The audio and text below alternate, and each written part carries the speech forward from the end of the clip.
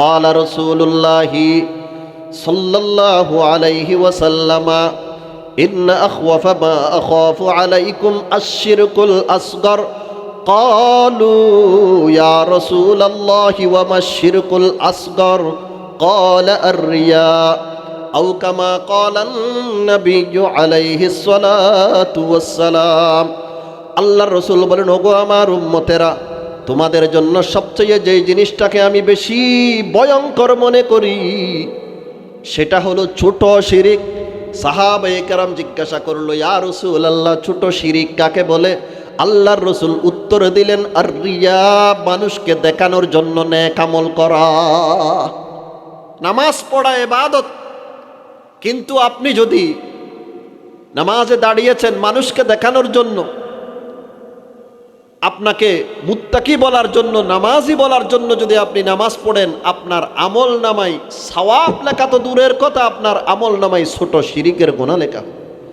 দান সদকা করা ইবাদত, সওয়াবের কাজ, কিন্তু মানুষ আপনাকে দানশীল বলার জন্য যদি আপনি দান করেন, আপনার আমল নামায় ছোট শিরিকের গুনাহ লেখা হবে।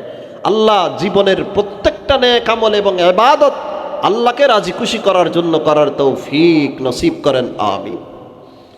ইবাদত কবুল হওয়ার জন্য দ্বিতীয় নাম্বার শর্ত, মুহাম্মদুর রাসূলুল্লাহ সাল্লাল্লাহু আলাইহি ওয়াসাল্লামের তরিকা অনুযায়ী হতে হবে। শুধু ইখলাস থাকলে হবে না, শুধু আল্লাহকে রাজি খুশি করার জন্য ইবাদত করলে হবে না, এই ইবাদত মুহাম্মদুর রাসূলুল্লাহ সাল্লাল্লাহু আলাইহি ওয়াসাল্লামের তরিকা অনুযায়ী হতে হবে। দুই একটা উদাহরণ দিলে সহজেই বুঝতে পারবেন। মাগরিবের নামাজ কত রাকাত? 3 রাকাত। কেউ যদি সওয়াবের নিয়তে 6 রাকাত পড়ে, নামাজ কি হবে? কিন্তু সে যদি বলে নামাজ বেশি পড়লে সওয়াব বেশি, সেজন্য আমি 6 রাকাত পড়েছি, নামাজ কি হবে? হবে না। তার ইখলাস ছিল, কিন্তু মুহাম্মদুর রাসূলুল্লাহর পদ্ধতি অনুযায়ী না হওয়ার কারণে এই নামাজ আল্লাহর দরবারে গ্রহণযোগ্য হবে না। যাকাত দেওয়া সওয়াবের কাজ, মসজিদ নির্মাণ করা এটাও সওয়াবের কাজ, কিন্তু যাকাতের টাকা দিয়ে কেউ যদি মসজিদ নির্মাণ করে, যাকাতের টাকা দিয়ে কেউ যদি মাদ্রাসা নির্মাণ করে, যাকাতের টাকা দিয়ে কেউ যদি জনকল্যাণমূলক কাজ করে, যাকাত কি আদায় হবে? না। সওয়াবের আশায় তো কাজ করেছেন, মসজিদ তৈরি করা তো সওয়াবের কাজ, মাদ্রাসা তৈরি করা সওয়াবের কাজ, জনকল্যাণমূলক কাজ যেগুলো আছে সেগুলোও সওয়াবের কাজ, নিয়ত আপনার বিশুদ্ধ আছে, কিন্তু শরীয়তের নিয়ম অনুযায়ী না হওয়ার কারণে যাকাত আদায় হবে না। তাহলে শুধু সওয়াবের নিয়ত থাকলে হবে না, প্রত্যেকটা নেক আমল, প্রত্যেকটা ইবাদত মুহাম্মদুর রাসূলুল্লাহ সাল্লাল্লাহু আলাইহি ওয়াসাল্লামের তরিকা অনুযায়ী হতে হবে। বলুন তো, ইবাদত কবুল হওয়ার জন্য কতটা শর্ত? 2 শর্ত। 1 নাম্বার হলো ইখলাস, দ্বিতীয় নাম্বার হলো শরীয়তের নিয়ম অনুযায়ী হওয়া। আল্লাহ এই 2 শর্ত মাফিক আমাদেরকে ইবাদত এবং আমল করার তৌফিক নসিব করে। আজকে ফটিকছড়ি বিবিরহাট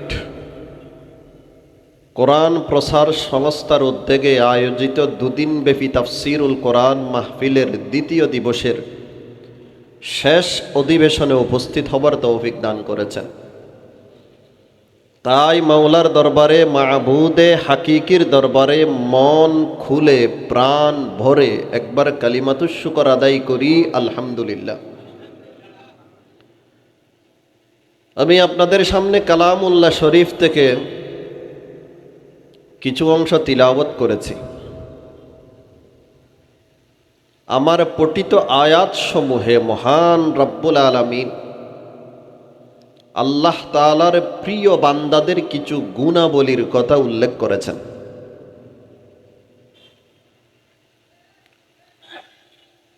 এই আলোচনা শুরু করার পূর্বে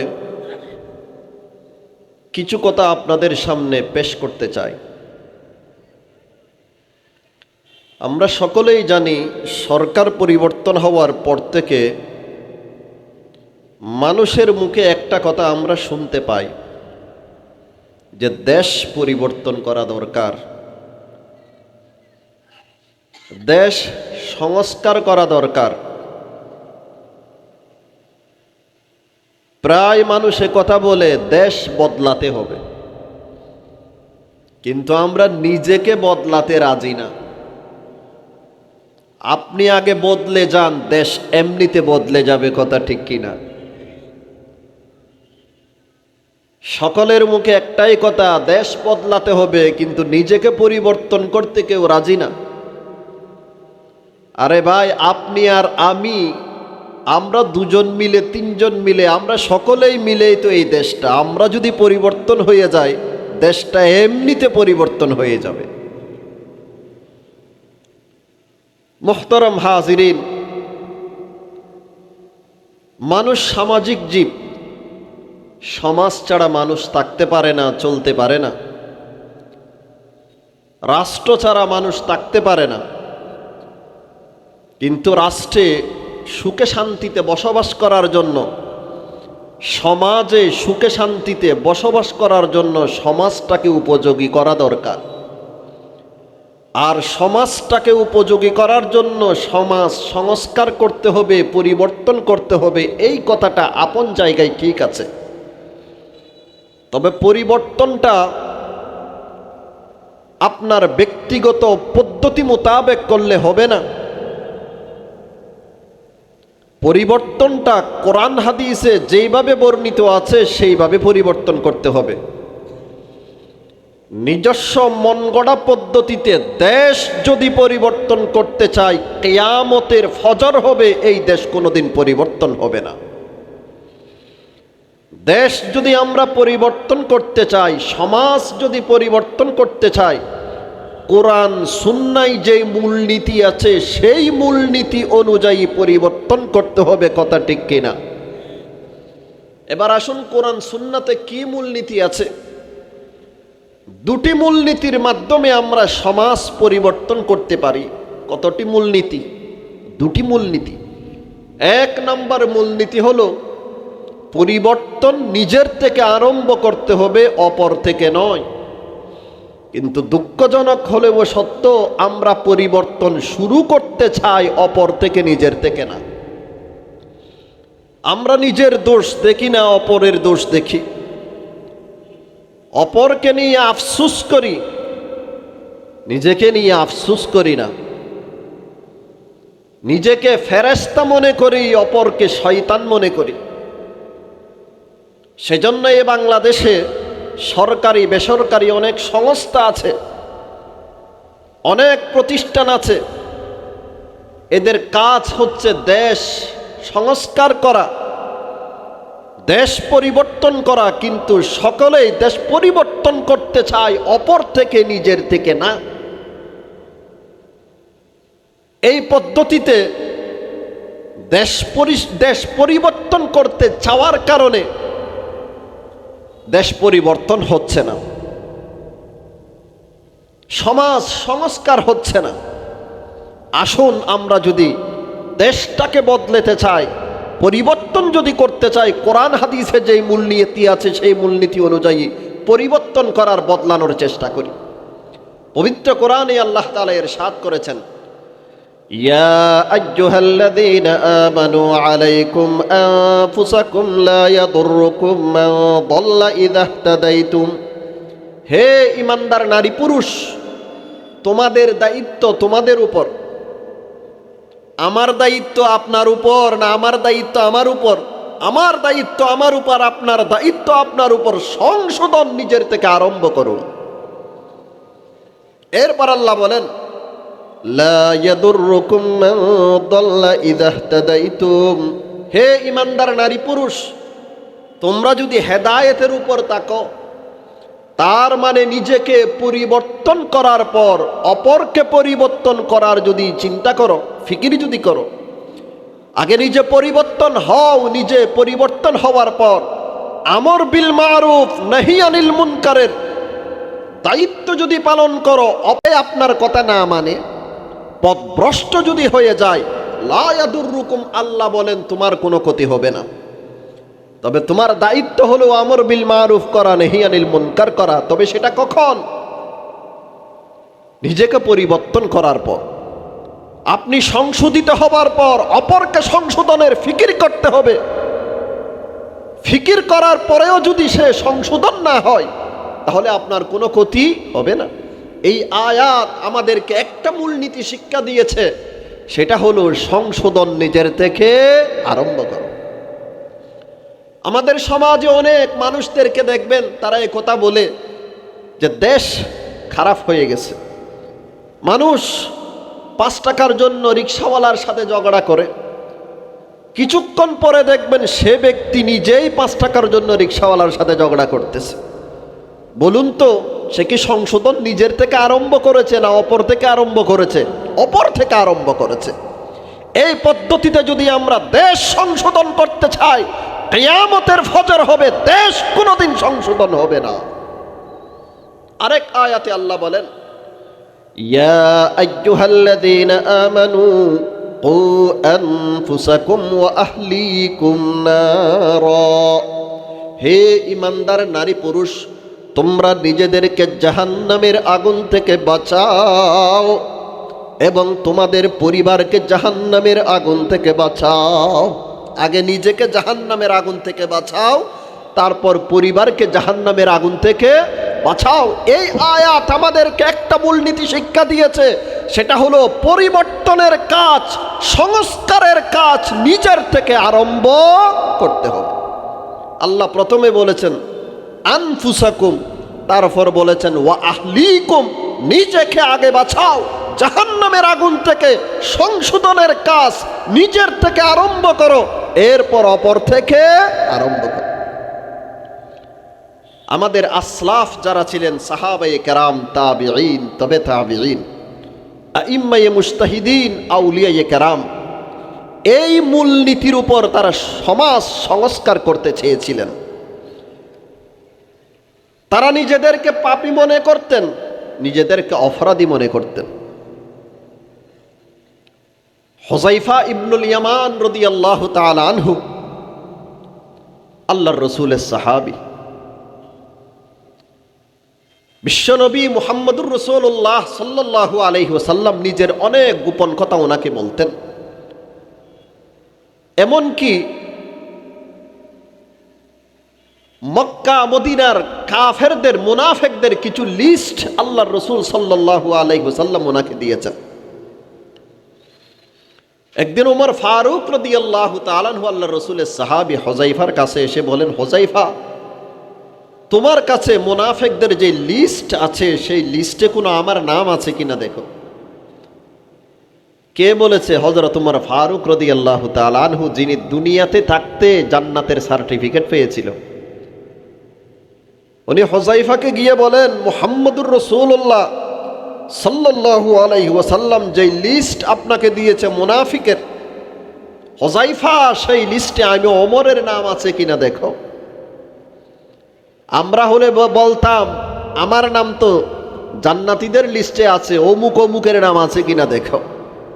আর ওমর ফারুক বলেন আমার নামটা দেখো সেখানে আছে কিনা। কারণ ওমর ফারুক চিন্তা করলো, হতে পারে মৃত্যুর আগে আমার আমল খারাপ হয়ে যাবে, হতে পারে জান্নাতের সৌভাগ্য যেটা আমি অর্জন করেছি মৃত্যুর আগে সেটা থেকে আমি বঞ্চিত হয়ে যাব। এই আশঙ্কায় উনি হুযায়ফাকে বলল, হুযায়ফা, তোমার কাছে রাসূলের দেওয়া যেই লিস্ট মুনাফিকের আছে সেই লিস্টে আমি ওমরের নাম আছে কিনা দেখো। থাকলে যাতে আমি সংশোধন হয়ে যাই, থাকলে যাতে আমি সংশোধন হয়ে যাই। সংশোধনের কাজ নিজের থেকে আরম্ভ করেছে। জুন্নুন মিসরি রাহিমাহুল্লাহু তাআলা একজন বড় বুজুর্গ ব্যক্তি ছিলেন। উনি যেই শহরে বসবাস করতেন সেই শহরে একবার বৃষ্টি বন্ধ হওয়ার কারণে দুর্ভিক্ষ দেখা দিয়েছে। মানুষ আল্লাহর দরবারে প্রার্থনা করেছে, দোয়া করেছে, কিন্তু বৃষ্টি বর্ষণ হয়নি। সকলেই দৌড়ে গেল আল্লাহর বুজুর্গের কাছে, গিয়ে বলল, হযরত, আপনি তো আল্লাহওয়ালা মানুষ, আল্লাহকে জানেন, চিনেন, আপনি বুজুর্গ মানুষ, দেশে তো দুর্ভিক্ষ দেখা দিয়েছে, আপনি যদি একটু আল্লাহর কাছে দোয়া করেন, হতে পারে আপনার দোয়ার বদৌলতে আল্লাহ তাআলা বৃষ্টি বর্ষণ করবে। জুন্নুন মিসরি রাহিমাহুল্লাহ উনি বলেন যে আমি জানি আল্লাহ তাআলা বৃষ্টি বন্ধ করে দে গুনাহের কারণে। কিসের কারণে? গুনাহের কারণে আল্লাহ বৃষ্টি বন্ধ করে দে। কিন্তু আমি জরিফ চালিয়ে দেখেছি এই শহরের মধ্যে সবচেয়ে বড় গুনাহগার হলাম আমি জরিফ চালিয়ে দেখেছি এই শহরের মধ্যে সবচেয়ে বড় গুনাহগার আমি যদি শহর থেকে বের হয়ে যাই, হতে পারে আল্লাহ তাআলা বৃষ্টি বর্ষণ করবেন। জন্নুন মিসরি রাহিমাহুল্লাহ এত বড় বুজুর্গ হওয়া সত্ত্বেও নিজেকে অপরাধী মনে করেছে, পাপিষ্ট মনে করেছে, সংশোধনের কাজ নিজের থেকে আরম্ভ করেছে। আর আমরা যদি ওনার জায়গায় হতাম তাহলে আমরা কি বলতাম? যে শহরের মধ্যে সবচেয়ে ভালো মানুষ আমি, তোমরা পাপিষ্ট, তোমরা গুনাহগার, তোমাদের কারণে আল্লাহ বৃষ্টি বন্ধ করে দিয়েছে। কিন্তু জন্নুন মিসরি আল্লাহর বুজুর্গ বলেন, তোমরা ভালো মানুষ, আমি পাপিষ্ট, আমার কারণে আল্লাহ হতে পারে বৃষ্টি বন্ধ করে দিয়েছে। আমি যদি এই শহর থেকে বেরিয়ে যাই, আল্লাহ তাআলা বৃষ্টি নাজিল করবেন। সেজন্য ভাইরা আমার, দেশ যদি পরিবর্তন করতে চায়, দেশ যদি বদলাতে চায়, পরিবর্তনের কাজ নিজের থেকে আরম্ভ করতে হবে। এই মূলনীতি আমার গঠিত নয়, এই মূলনীতি কোরআন শরীফ থেকে সংগৃহীত।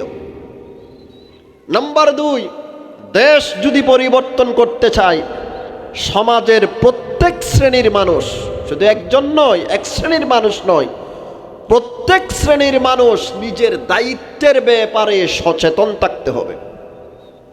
আমরা অধিকারের ব্যাপারে সোচ্চার, কিন্তু দায়িত্বের ব্যাপারে আমাদের শৈথিল্যতা সবচেয়ে বেশি। প্রত্যেকেই অধিকারের ব্যাপারে সোচ্চার, আমার এমন পাওনা আছে, আমার পাওনা দিতে হবে। শ্রমিকরা রাস্তায় নেমে বলে আমাদের পাওনা দিতে হবে মালিকদেরকে। আরেক গোষ্ঠী রাস্তায় নেমে বলে সরকারকে আমার পাওনা দিতে হবে। আমরা সবাই পাওনা নিয়ে সোচ্চার, অধিকার নিয়ে সোচ্চার, কিন্তু দায়িত্ব পালনের ব্যাপারে আমরা সোচ্চার না। সমাজের প্রত্যেক শ্রেণীর মানুষ যদি নিজের দায়িত্বের ব্যাপারে সচেতন থাকে, তাহলে অপর গোষ্ঠীর অধিকার খর্ব হবে না। উদাহরণস্বরূপ, সন্তানের মা বাবারা যদি নিজের দায়িত্বের ব্যাপারে সচেতন থাকে, তার মানে সন্তানের প্রতি তাদের কি দায়িত্ব আছে, সেই দায়িত্ব যদি মা বাবারা ঠিকভাবে আদায় করে, সন্তানের অধিকার খর্ব হবে না। আর সন্তান যদি নিজেদের দায়িত্ব সঠিকভাবে পালন করে, মা বাবাদের অধিকার খর্ব হবে না। স্কুল, কলেজ, ইউনিভার্সিটি, মাদ্রাসা সহ সব জামিয়া মাদ্রাসাতে, স্কুলে যেই সমস্ত শিক্ষক মণ্ডলীরা আছে, তারা যদি তাদের দায়িত্ব সঠিকভাবে পালন করে, ছাত্রদের অধিকার খর্ব হবে না। আর ছাত্ররা যদি তাদের দায়িত্ব সঠিকভাবে পালন করে, তাহলে শিক্ষকদের অধিকার খর্ব হবে না। ঠিক তেমনিভাবে মসজিদের ইমাম ও খতিব যারা আছে, তারা যদি তাদের দায়িত্ব সঠিকভাবে পালন করে, মুক্তাদিদের অধিকার খর্ব হবে না। মুক্তাদিরা যদি তাদের দায়িত্ব সঠিকভাবে পালন করে, তাহলে ইমাম ও খতিব যারা আছে তাদের অধিকার খর্ব হবে না। রাষ্ট্রপ্রধান যিনি আছে, উনি যদি নিজের দায়িত্ব সঠিকভাবে পালন করে, এই দেশের মধ্যে যারা প্রজা আছে, আমরা এবং তোমরা, এই দেশের মধ্যে যত প্রজা আছে, তাদের কোনো অধিকার খর্ব হবে না। আর প্রজাগণ যদি নিজের দায়িত্বের ব্যাপারে সচেতন থাকে, রাষ্ট্রপ্রধান যিনি আছে ওনার অধিকার খর্ব হবে না। তাহলে সমাজের প্রত্যেকটা মানুষ যদি নিজের দায়িত্বের ব্যাপারে সচেতন থাকে, তাহলে অপরের অধিকার খর্ব হবে না। তখন এই বাংলাদেশ সোনার বাংলাদেশে পরিণত হয়ে যাবে। হাদিস শরীফে আছে, জনাবে মুহাম্মদুর রাসূলুল্লাহ সাল্লাল্লাহু আলাইহি ওয়াসাল্লাম ইরশাদ করেছেন, ক্বালা রাসূলুল্লাহ সাল্লাল্লাহু আলাইহি ওয়াসাল্লাম, আলা কুল্লুকুম রাঈন ওয়া কুল্লুকুম মাসউলুন আন রাইয়াতি, আও কামা ক্বালা আন-নাবিয়্যু আলাইহিস সালাতু ওয়াস সালাম। আল্লাহর রাসূল বলেন, তোমাদের প্রত্যেকেই জিম্মাদার, তোমাদের প্রত্যেকেই অভিভাবক, তোমাদের প্রত্যেককে তার অধীনস্থের ব্যাপারে জিজ্ঞাসা করা হবে। আপনি সন্তানের মা বাবা, শুধু নামাজ, রোজা, হজ, যাকাত আপনাকে জাহান্নাম থেকে বাঁচাবে না। আপনার অধীনস্থে যেই ছেলে মেয়ে আছে, আপনার স্ত্রী আছে, তাদের ব্যাপারে কার হাসরের ময়দানে আপনাকে জিজ্ঞাসা করা হবে, এদেরকে সঠিক পথে আপনি পরিচালিত করেছেন কিনা। সঠিক উত্তর যদি দিতে পারেন তাহলে আপনি বেঁচে গেলেন, আর যদি সঠিক উত্তর দিতে না পারেন তাহলে আপনি বেঁচে গেলেন। তোমাদের প্রত্যেকেই জিম্মাদার, তোমাদের প্রত্যেকেই দায়িত্বশীল, তোমাদের প্রত্যেককেই তার অধীনস্থের ব্যাপারে কাল হাসরের ময়দানে জিজ্ঞাসা করা। আপনি নামাজ পড়েন, রোজা রাখেন, হজ আদায় করেন, যাকাত আদায় করেন, সব কিছু আপন আপন জায়গাতে ঠিক, কিন্তু আপনার ছেলে নামাজ পড়ে না, আপনার মেয়ে বেপরদা চলে, আপনার স্ত্রী নামাজ পড়ে না, বেপরদা চলে, যাদেরকে দেখা দেওয়া জায়েজ নেই তাদেরকে দেখা দে, আপনি কোনোদিন মানা করেন নাই, আপনি কোনোদিন বাধা দেন নাই, কাল হাসরের ময়দানে এই ব্যাপারে আপনাকে জিজ্ঞাসা করা হবে। তাহলে দুনিয়ার প্রত্যেক সেক্টরের মানুষ যদি নিজের দায়িত্বের ব্যাপারে সচেতন হয়, তাহলে এই দেশটা সোনার বাংলাদেশে পরিণত হয়ে যাবে। বলুন তো, সমাজ যদি আমরা পরিবর্তন করতে চাই, কয় মূলনীতির আলোকে পরিবর্তন করতে পারবো? 2 মূলনীতির আলোকে। আপনার ব্যক্তিগত জীবন, পারিবারিক জীবন, সামাজিক জীবন, রাষ্ট্রীয় জীবন, যে কোনো জীবন যদি আপনি পরিবর্তন করতে চান তাহলে 2 মূলনীতির আলোকে পরিবর্তন করতে পারবেন। 1 নম্বরের মূলনীতি হলো পরিবর্তনটা নিজের থেকে আরম্ভ করতে হবে। কিন্তু এই বাংলাদেশে আগে যারা সুদ খাইতো এরা কি সুদ ছেড়েছে? না। যারা গোশ খাইতো এরা কি গোশ ছেড়েছে? না।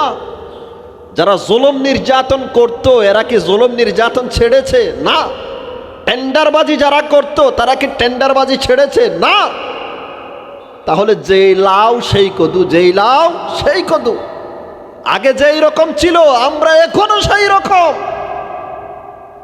প্রত্যেকটা সেক্টরে গিয়ে দেখবেন এখনো পর্যন্ত সুদ, ঘুষ, জুলুম নির্যাতন এখনো আছে। তা আমরা যদি পরিবর্তন না হয়, আমি আর আপনি নিয়েই তো এই দেশটা, আমরা যদি পরিবর্তন না হয় দেশ কিভাবে পরিবর্তন হবে? সেজন্য দেশ যদি বদলাতে চাই নিজেদেরকে বদলাতে হবে। আমি আপনি যদি বদলে যাই দেশ এমনিতেই বদলে যাবে। নাম্বার 2, সমাজের প্রত্যেকটা মানুষ নিজের দায়িত্বের ব্যাপারে সচেতন থাকতে হবে, তাহলে দেশ পরিবর্তন করা সম্ভব। আল্লাহ আমাদেরকে 2 কথা বুঝার তৌফিক নসিব করেন এবং আমল করার তৌফিক নসিব করেন। মূল আলোচনা শুরু করার পূর্বে আরেকটা কথা আপনাদেরকে বলতে চাই, সেটা হলো মহান রব্বুল আলামিন মানব আর দানবকে সৃষ্টি করেছে ইবাদতের জন্য। ওমা খলাকতুল জিন্না ওয়াল ইনসা ইল্লা লিয়াবুদুন। আল্লাহ মানব জাতি, মানুষ জাতি এবং জিন জাতিকে সৃষ্টি করেছে আল্লাহর ইবাদতের জন্য। ইবাদত কাকে বলে? আল্লাহ তাআলার বিধান মুহাম্মদুর রাসূলুল্লাহ সাল্লাল্লাহু আলাইহি ওয়াসাল্লামের তরিকা অনুযায়ী করার নাম হলো ইবাদত। আল্লাহ তাআলার বিধিবিধান মুহাম্মদুর রাসূলুল্লাহ সাল্লাল্লাহু আলাইহি ওয়াসাল্লামের তরিকা অনুযায়ী করার নাম হলো ইবাদত। কিন্তু আমাদের সমাজে ইবাদতের ব্যাপারে একটা ভুল বুঝাবুঝি আছে। সেটা হলো আমরা ইবাদতকে নামাজ, রোজা, হজ, যাকাতের মধ্যে সীমাবদ্ধ করে থাকি। ইবাদত নামাজ, রোজা, হজ, যাকাতের মধ্যে সীমাবদ্ধ নয়। আপনার 24 ঘন্টার যত কাম আছে, যত কাজ আপনি 24 ঘন্টার ভিতরে করেন, ঘুম যাওয়া থেকে নিয়ে ঘুম থেকে উঠা, খাওয়া দাওয়া, মানুষের সাথে কথোপকথন করা, পেশাব পায়খানা করা, ব্যবসা বাণিজ্য করা, যত কাজ আপনি করেন প্রত্যেকটা কাজ যদি মুহাম্মদুর রাসূলুল্লাহ সাল্লাল্লাহু আলাইহি ওয়াসাল্লামের তরিকা অনুযায়ী হয় তখন দুনিয়াটাও দ্বীনে পরিণত হয়ে যায়। বলুন তো, নামাজ কি নামাজ রোজা, ইবাদত কি নামাজ রোজা, হজ, যাকাতের মধ্যে সীমাবদ্ধ? না। প্রত্যেকটা কাজ যদি মুহাম্মদুর রাসূলুল্লাহর তরিকা অনুযায়ী হয় তাহলে সেটা কি হয়ে যায়? ইবাদতে পরিণত হয়ে যায়। ইবাদত কবুল হওয়ার জন্য 2টি শর্ত। 1 নাম্বার শর্ত হলো ইখলাস। ইখলাস মানে প্রত্যেকটা ইবাদত আল্লাহ তাআলাকে রাজি খুশি করার জন্য করতে হবে। ইখলাসের বিপরীত হলো রিয়া, লৌকিকতা। যে কোনো একটা ভালো কাজ যদি মানুষকে দেখানোর জন্য আপনি করেন, সওয়াব পাওয়া তো দূরের কথা, আপনার আমলনামায় ছোট শিরিকের গুনাহ লেখা হবে। হাদিস শরীফে আছে, জনাবে মুহাম্মদুর রাসূলুল্লাহ সাল্লাল্লাহু আলাইহি ওয়াসাল্লাম ইরশাদ করেছেন, ক্বালা রাসূলুল্লাহি সাল্লাল্লাহু আলাইহি ওয়াসাল্লাম, ইন্না আখওয়াফা মা আখাফু আলাইকুম আশ-শিরকুল আসগর। ক্বালু ইয়া রাসূলাল্লাহি ওয়া মা আশ-শিরকুল আসগর? ক্বালা আর-রিয়া আও কামা ক্বালা আন-নাবিয়্যু আলাইহিস সালাতু ওয়াস সালাম। আল্লাহর রাসূল বলেন, ওগো আমার উম্মতেরা, তোমাদের জন্য সবচেয়ে যে জিনিসটাকে আমি বেশি ভয়ঙ্কর মনে করি সেটা হলো ছোট শিরিক। সাহাবায়ে কেরাম জিজ্ঞাসা করলো, ইয়া রাসূলুল্লাহ, ছোট শিরিক কাকে বলে? আল্লাহর রাসূল উত্তর দিলেন, আর রিয়া, মানুষকে দেখানোর জন্য নেক আমল করা। নামাজ পড়া ইবাদত, কিন্তু আপনি যদি নামাজে দাঁড়িয়েছেন মানুষকে দেখানোর জন্য, আপনাকে মুত্তাকি বলার জন্য, নামাজি বলার জন্য যদি আপনি নামাজ পড়েন, আপনার আমল নামায় সওয়াব লেখা তো দূরের কথা, আপনার আমল নামায় ছোট শিরিকের গুনাহ লেখা। দান সদকা করা ইবাদত, সওয়াবের কাজ, কিন্তু মানুষ আপনাকে দানশীল বলার জন্য যদি আপনি দান করেন, আপনার আমল নামায় ছোট শিরিকের গুনাহ লেখা হবে। আল্লাহ জীবনের প্রত্যেকটা নেক আমল এবং ইবাদত আল্লাহকে রাজি খুশি করার জন্য করার তৌফিক নসিব করেন, আমিন। ইবাদত কবুল হওয়ার জন্য দ্বিতীয় নাম্বার শর্ত, মুহাম্মদুর রাসূলুল্লাহ সাল্লাল্লাহু আলাইহি ওয়াসাল্লামের তরিকা অনুযায়ী হতে হবে। শুধু ইখলাস থাকলে হবে না, শুধু আল্লাহকে রাজি খুশি করার জন্য ইবাদত করলে হবে না, এই ইবাদত মুহাম্মদুর রাসূলুল্লাহ সাল্লাল্লাহু আলাইহি ওয়াসাল্লামের তরিকা অনুযায়ী হতে হবে। দুই একটা উদাহরণ দিলে সহজেই বুঝতে পারবেন। মাগরিবের নামাজ কত রাকাত? 3 রাকাত। কেউ যদি সওয়াবের নিয়তে 6 রাকাত পড়ে, নামাজ কি হবে?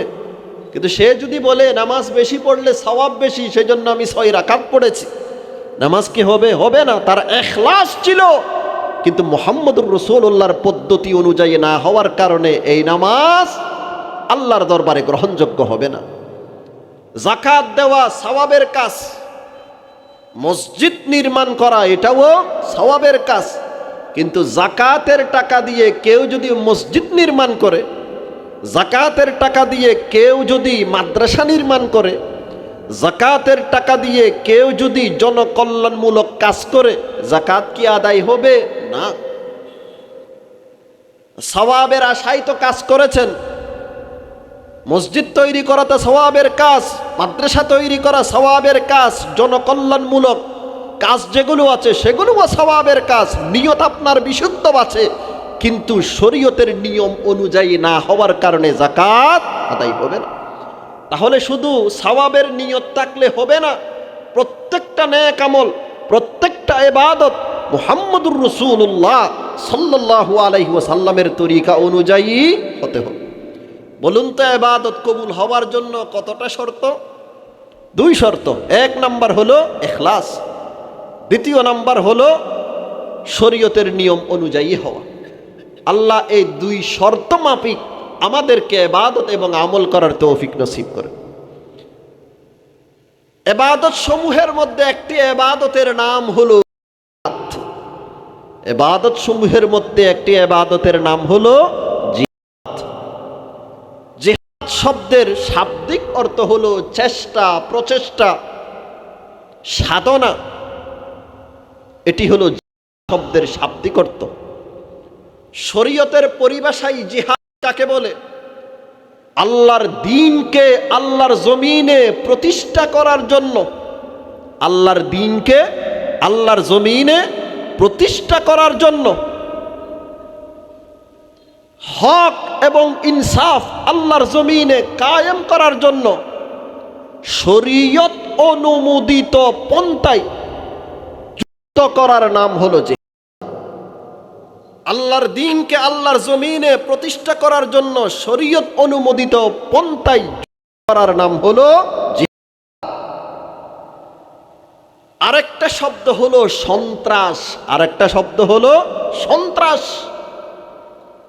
যেই যুদ্ধের মধ্যে আল্লাহ উদ্দেশ্য থাকে না, যেই যুদ্ধের মধ্যে রাসূল উদ্দেশ্য থাকে না, যেই যুদ্ধের মধ্যে শরীয়তকে হেফাজত করা উদ্দেশ্য থাকে না, যেই যুদ্ধ, যেই মারামারি, যেই হানাহানি মানুষ ব্যক্তিগত স্বার্থ উদ্ধার করার জন্য করে থাকে, যেই মারামারি, যেই হানাহানি দলীয় স্বার্থ উদ্ধার করার জন্য করে থাকে, যেই মারামারি, যেই হানাহানি, যেই যুদ্ধ, যেই লুট, যেই তারাস মানুষ দুনিয়ার উদ্দেশ্য হাসিল করার জন্য করে থাকে, সেটার নাম নয়, সেটার নাম সন্ত্রাস, সেটার নাম সেটার নাম সন্ত্রাস।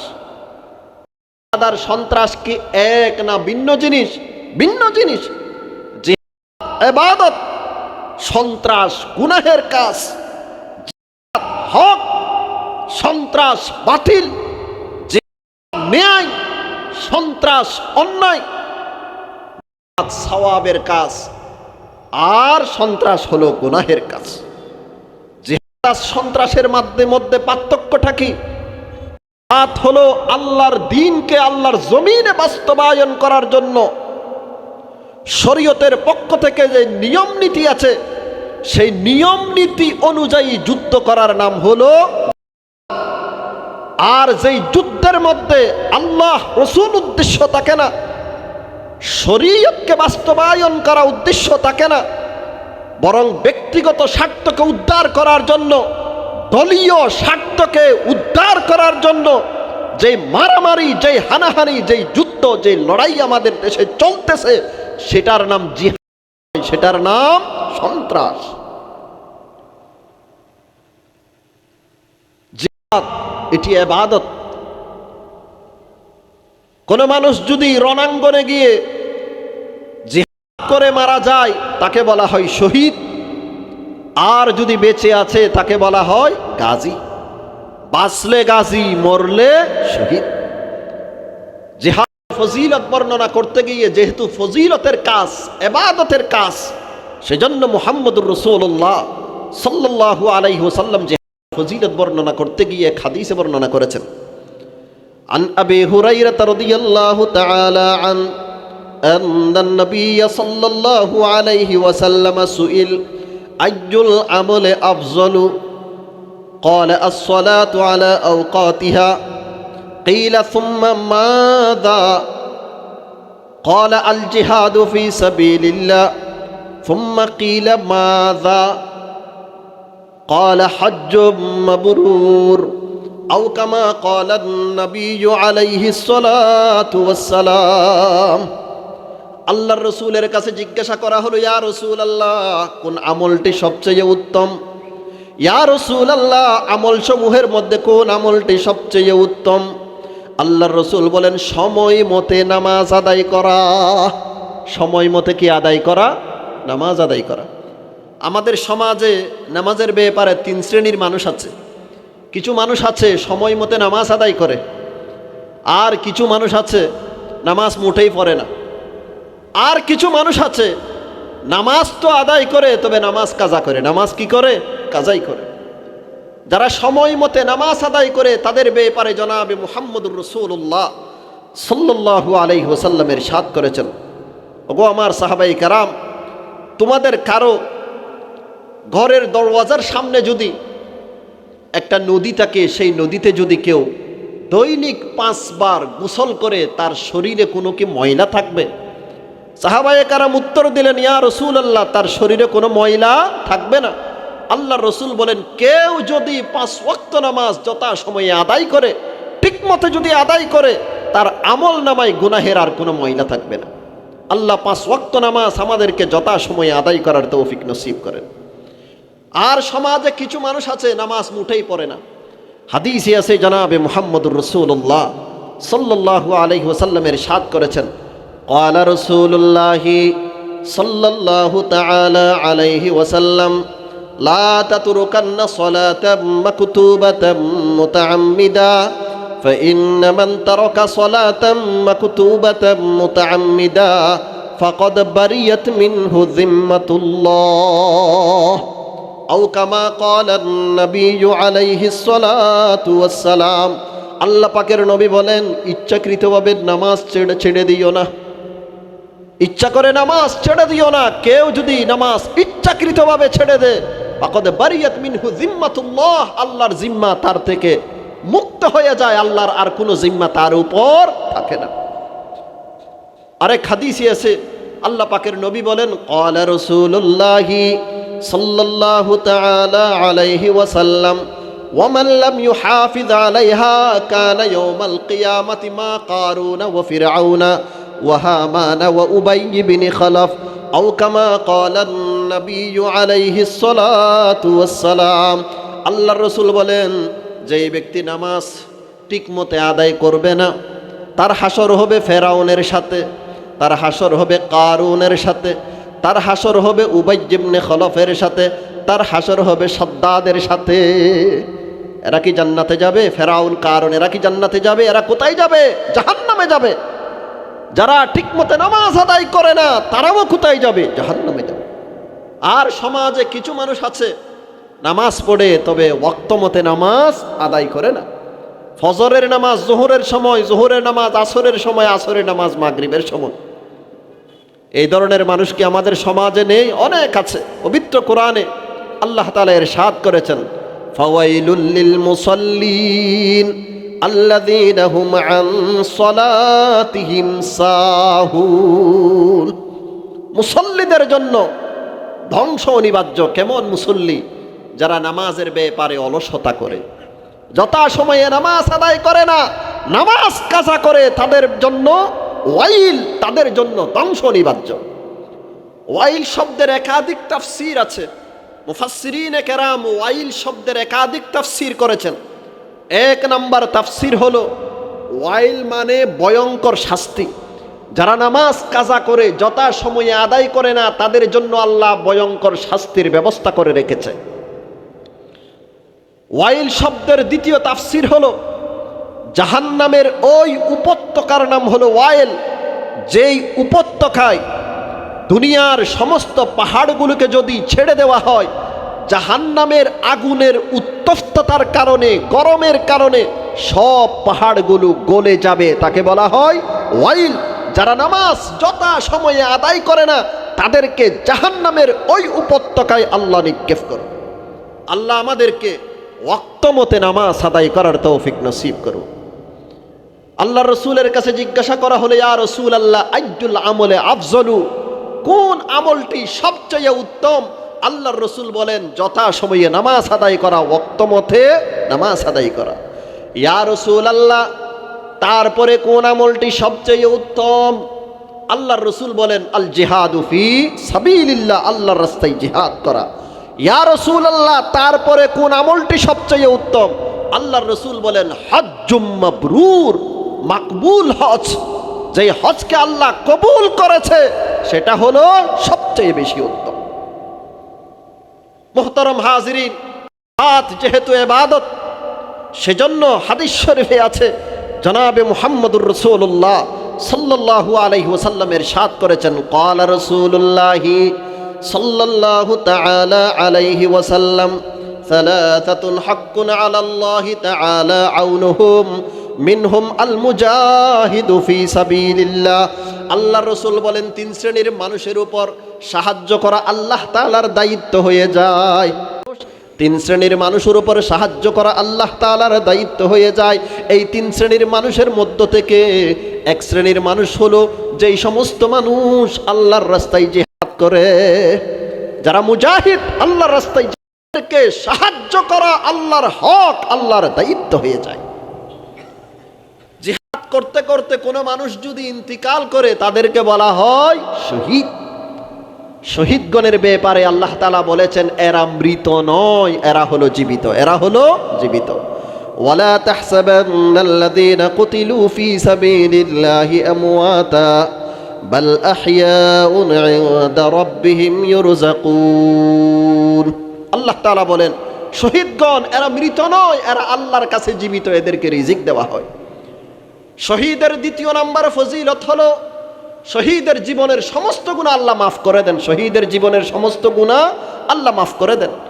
হাদিসে আছে আল্লাহ পাকের নবী বলেন, ক্বালা রাসূলুল্লাহি সাল্লাল্লাহু তাআলা আলাইহি ওয়াসাল্লাম, ইউগফারু লিশ-শাহীদ কুল্লু যামবিন ইল্লা আদ-দাইন, আও কামা ক্বালা আন-নাবিয়্যু আলাইহিস সালাতু ওয়াস-সালাম।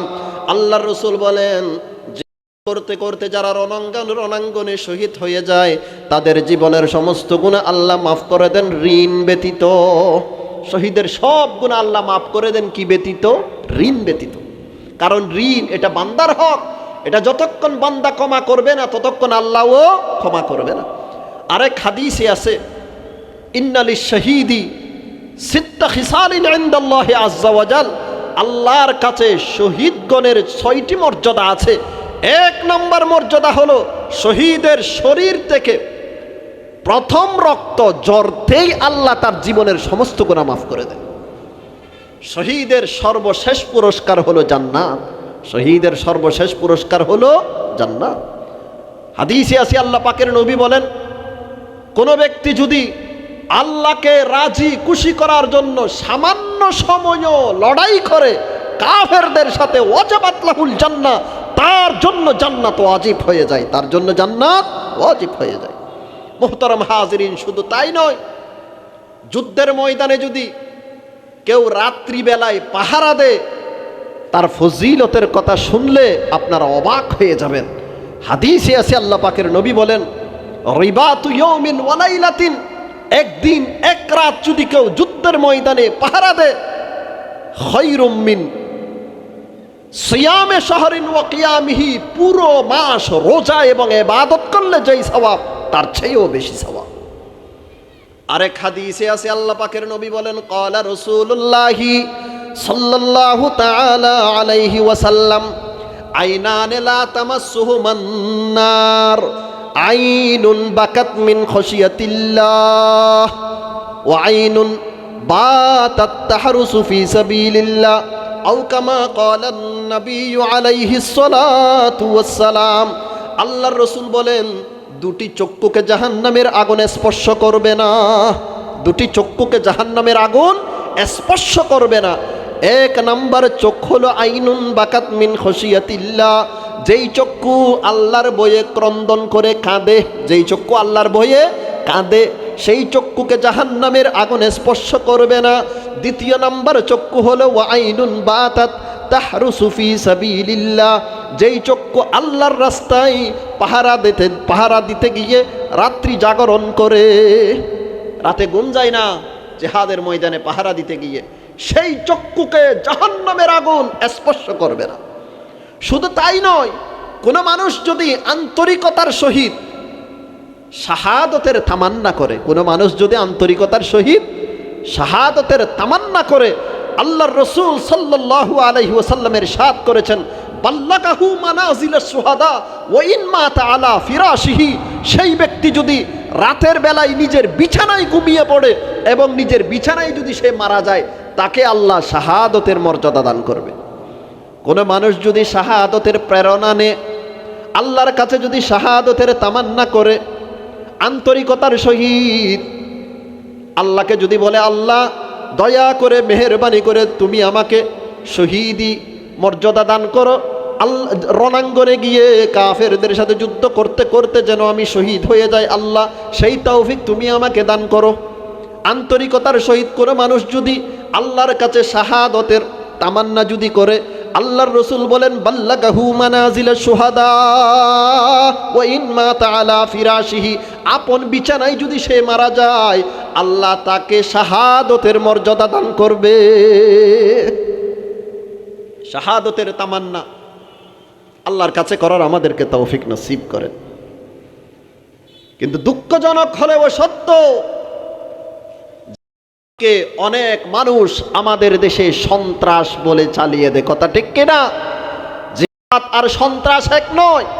যারা সন্ত্রাস বলে, সন্ত্রাসকে জিহাদ বলে, তারা গোলা পানিতে মাছ শিকার করতে চায়, তারা গোলা পানিতে মাছ শিকার করতে চায়। এই বাংলাদেশের জমিনে যতদিন পর্যন্ত উলামায়ে দেওবন্দ বেঁচে থাকবে, এই বাংলাদেশের জমিনে কাউকে গোলা পানিতে মাছ শিকার করতে দেওয়া হবে না। আরেকটা কথা হলো, আমাদের সমাজে কিছু মানুষ তো এমন আছে যারা কওমি মাদ্রাসা যেগুলো আছে সেগুলোকে সন্ত্রাসের কারখানা বলে, এবং আমরা যারা কওমি মাদ্রাসার শিক্ষক ছাত্র আছি আমাদেরকে বলে বোমাবাজ বলে। সুস্পষ্ট ভাষায় তাদেরকে বলে দিতে চাই, কওমি মাদ্রাসা জঙ্গি কারখানা নয়, কওমি মাদ্রাসা সুনাগরিক তৈরি করার কারখানা। কথা ঠিক কিনা চিল্লাইয়া বলো। কওমি মাদ্রাসা সুনাগরিক তৈরি করার কারখানা, কওমি মাদ্রাসা জঙ্গি কারখানা নয়। আমি আপনাদের কাছে জিজ্ঞেস করতে চাই, বঙ্গবন্ধু শেখ মুজিবুর রহমানকে যারা হত্যা করেছিল এরা কোন কওমি মাদ্রাসার ছাত্র ছিল? এরা কি কওমি মাদ্রাসায় পড়াশোনা করেছিল? বঙ্গবন্ধুকে যারা হত্যা করেছিল এরা কি কওমি মাদ্রাসায় পড়াশোনা করেছিল? তাহলে এবার আপনি ফতোয়া দেন, সন্ত্রাস কোথায় জন্মগ্রহণ করে? বঙ্গবন্ধু শেখ মুজিবুর রহমানকে যারা হত্যা করেছিল এরা যেই প্রতিষ্ঠানে পড়াশোনা করেছে সন্ত্রাস সেই প্রতিষ্ঠান থেকে উৎপাদন হয়। কথা ঠিক কিনা? শহীদ জিয়াউর রহমানকে যারা হত্যা করেছিল এরা কি কওমি পড়ুয়া ছাত্র ছিল? এরা কি কওমি মাদ্রাসার ছাত্র ছিল?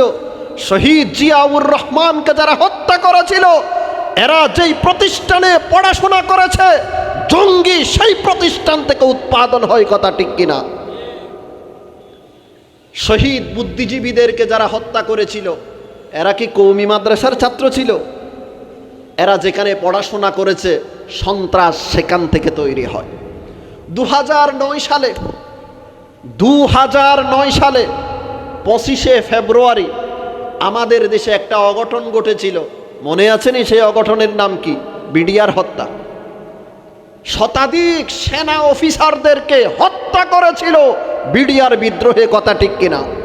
আমি আপনাদের কাছে জিজ্ঞেস করতে চাই, শতাধিক সেনাদেরকে যারা হত্যা করেছিল এরা কোন কওমি মাদ্রাসায় পড়াশোনা করেছিল? এরা কি কওমি মাদ্রাসার ছাত্র? না, এরা যেখানে পড়াশোনা করেছে সন্ত্রাস সেখান থেকে উৎপাদন হয়। কথা ঠিক কিনা? 2016 সালে শোলাকিয়াতে একটা অঘটন ঘটেছিল, বোমা বিস্ফোরণ হয়েছিল।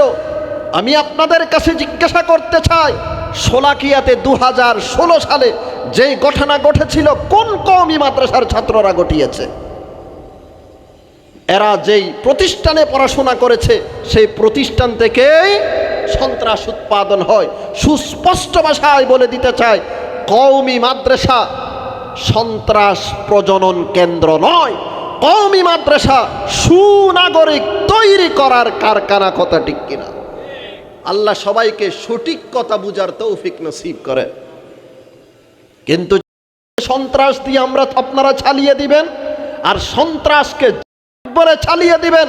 ওলামায়ে দেওবন্দ যতদিন পর্যন্ত এই বাংলাদেশের জমিনে বেঁচে থাকবে গোলা পানিতে আপনাদেরকে মাছ শিকার করতে দেওয়া হবে না। মুহতারাম হাজিরিন,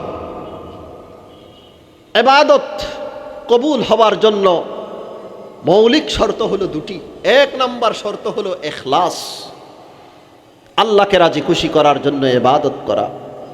দ্বিতীয় নাম্বার শর্ত হলো ইখলাসের সাথে সাথে মুহাম্মদুর রাসূলুল্লাহ সাল্লাল্লাহু আলাইহি ওয়াসাল্লামের তরিকা অনুযায়ী হতে হবে।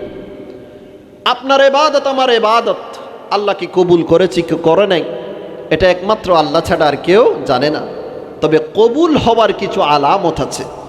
এক নম্বর আলামত হলো ইবাদত করার পর ইবাদত করতে ভালো লাগা, গুনাহ করার পর অন্তরে তিক্ততা অনুভব হওয়া, এটা হলো ইবাদত কবুল হওয়ার এক নম্বর আলামত। ইবাদত কবুল হওয়ার পর আনন্দ লাগা আর গুনাহ করার পর অন্তর তিক্ততা অনুভব করা, এটা ইবাদত কবুল হওয়ার এক নম্বর আলামত। হাদিসে আছে আল্লাহ পাকের নবী বলেন, قال رسول الله صلى الله تعالى عليه وسلم من سرته حسنته ومن ساءته سيئته فهو المؤمن أو كما قال النبي عليه الصلاة والسلام। আল্লাহর রাসূল বলেন, যার নেক কাজ তাকে আনন্দ দে, যার পাপের কাজ তাকে কষ্ট দে, সেই হলো প্রকৃত ঈমানদার। নেক কাজ করার পর যদি আপনার ভালো লাগে, আনন্দ যদি লাগে, গুনাহ করার পর আপনার অন্তরে যদি অস্থিরতা অনুভব হয়, তিক্ততা যদি অনুভব হয়, আল্লাহর রাসূল বলেন ফাহুয়াল মুমিন, সেই হলো প্রকৃত ঈমানদার।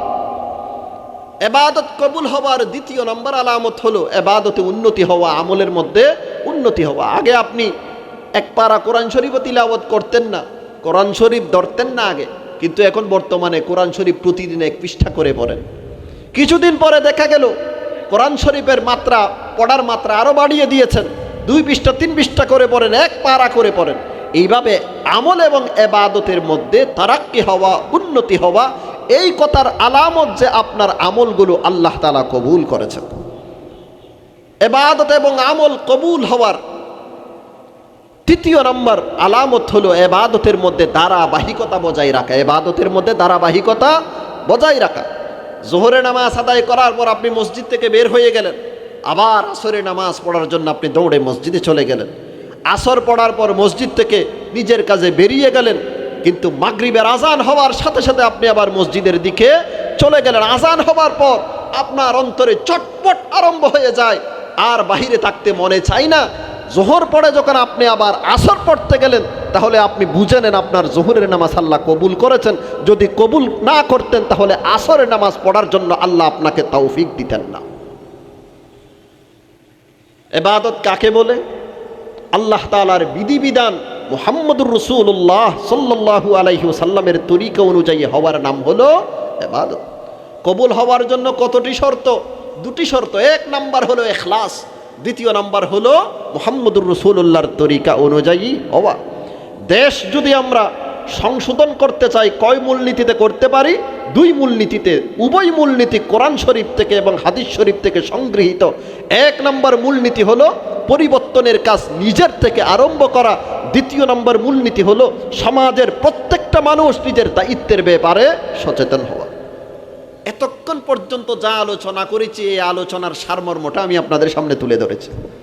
এবার মূল আলোচনায় ফিরে আসি। যে আয়াতগুলো আমি আপনাদের সামনে তিলাওয়াত করেছিলাম, আমার পঠিত আয়াতে মহান রাব্বুল আলামিন আল্লাহ তাআলার প্রিয় বান্দাদের কিছু গুণাবলীর কথা উল্লেখ করেছেন।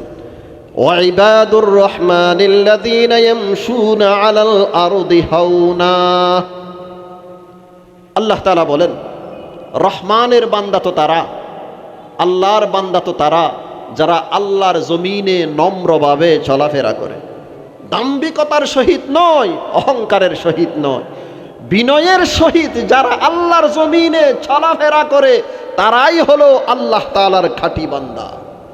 জান্নাতের অ্যাপার্টমেন্ট যদি আপনারা পেতে চান, এই গুণে আপনাদেরকে গুণান্বিত হতে হবে। 1 নাম্বার গুণ আল্লাহর প্রিয় বান্দাদের আল্লাহর জমিনে নম্রভাবে চলাফেরা করা। অহংকার এটা শয়তানের গুণ, আর তাওয়াজু বিনয়ী এটা হলো নবীগণের গুণ। হাদিসে আছে আল্লাহ পাকের নবী বলেন, ক্বালা রাসূলুল্লাহি সাল্লাল্লাহু তাআলা আলাইহি ওয়াসাল্লামা মান তাওয়াযআ লিল্লাহ রাফাআহুল্লাহ আও কামা ক্বালা নবিয়্যু আলাইহিস সালাতু ওয়াস সালাম। আল্লাহর রাসূল বলেন, যেই ব্যক্তি আল্লাহকে রাজি খুশি করার জন্য বিনয় ইখতিয়ার করেছে, আল্লাহ তাআলা তার মর্যাদা বৃদ্ধি করে দেন। বিনয়ী হতে হবে, নিজেকে ছোট মনে করতে হবে। কাকে রাজি করার জন্য? আল্লাহকে রাজি করার জন্য। কিন্তু আমাদের সমাজে কিছু মানুষদেরকে দেখবেন, তারা বিনয়ী হয় মানুষ তাদেরকে বিনয়ী বলার জন্য।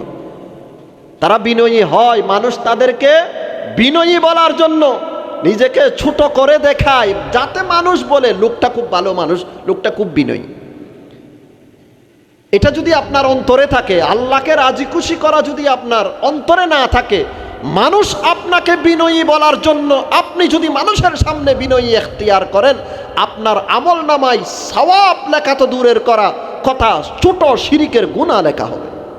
কারণ যে কোনো ভালো কাজ বান্দাকে দেখানোর জন্য যদি করা হয়, তাহলে বান্দার আমলে সওয়াব লেখা হয় না, কি লেখা হয়? গুনাহ লেখা হয়। অহংকার এটা শয়তানের চরিত্র, যে চরিত্রের কারণে শয়তান চিরজীবনের জন্য লানতের বোরকা পড়েছে। কথা ঠিক কিনা?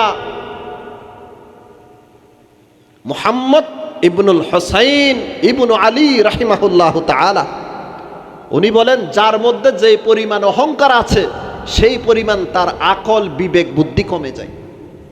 যার মধ্যে যে পরিমাণ অহংকার থাকবে সেই পরিমাণ আকল বিবেক বুদ্ধি হ্রাস পাবে।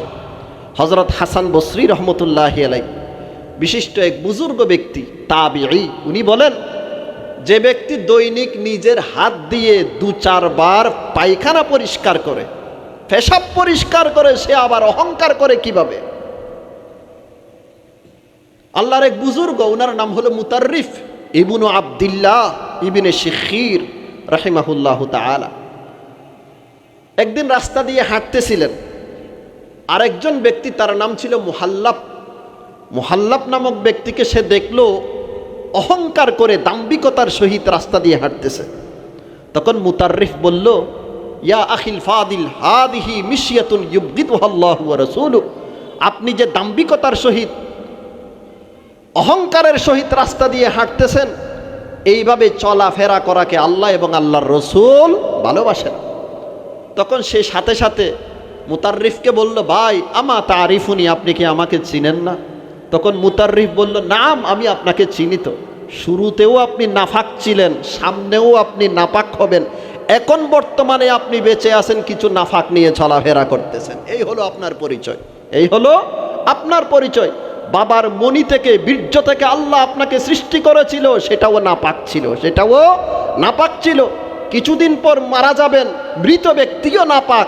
আর এখন বর্তমানে বেঁচে আছেন, পেটের ভিতরে আছে কিছু পায়খানা আর পেশাব, সেগুলোও নাপাক। আপনি একজন মানুষ, আপনার পরিচয় হলো আগেও আপনি নাপাক ছিলেন, পরেও আপনি নাপাক হয়ে যাবেন, আর বর্তমানে চলাফেরা করতেছেন আর আপনার পেটে আছে কিছু নাপাক। এই হলো শুরু, শেষ, মাঝখান সবই নাপাক। এই হলো আপনার পরিচয়। অহংকার করেন কিভাবে? হাদিহি মিশিয়াতুন ইউবগিদুহা আল্লাহু ওয়া রাসূলুহু, এটা এমন একটা চলন, এটা এমন একটা চলন যেই চলনকে আল্লাহ পছন্দ করেন, রাসূলও পছন্দ করেন। আল্লাহ আমাদেরকে বিনয়ী হওয়ার তৌফিক নসিব করেন।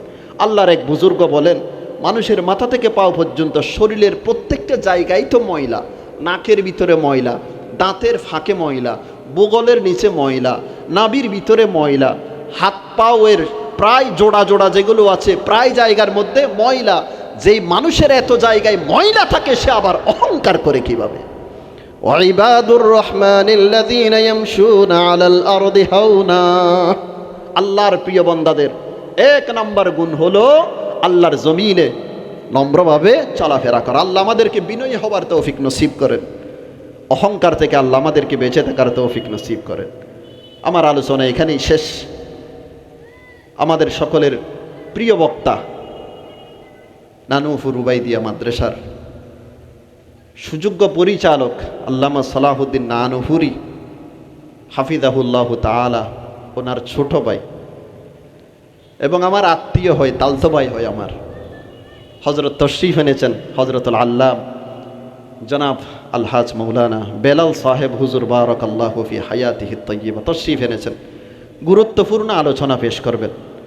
আল্লাহ পাক রব্বুল আলামিন যা কথা বলেছি বুঝার এবং আমল করার সবাইকে তৌফিক নসিব করেন। ওয়া আখিরু দাওয়ানা আনিল হামদুলিল্লাহি রাব্বিল আলামিন ওয়া সাল্লাল্লাহু আলা সাইয়্যিদিনা মুহাম্মদ ওয়া আলা আলিহি ওয়া সাহবিহি ওয়া বারিক ওয়া সাল্লাম।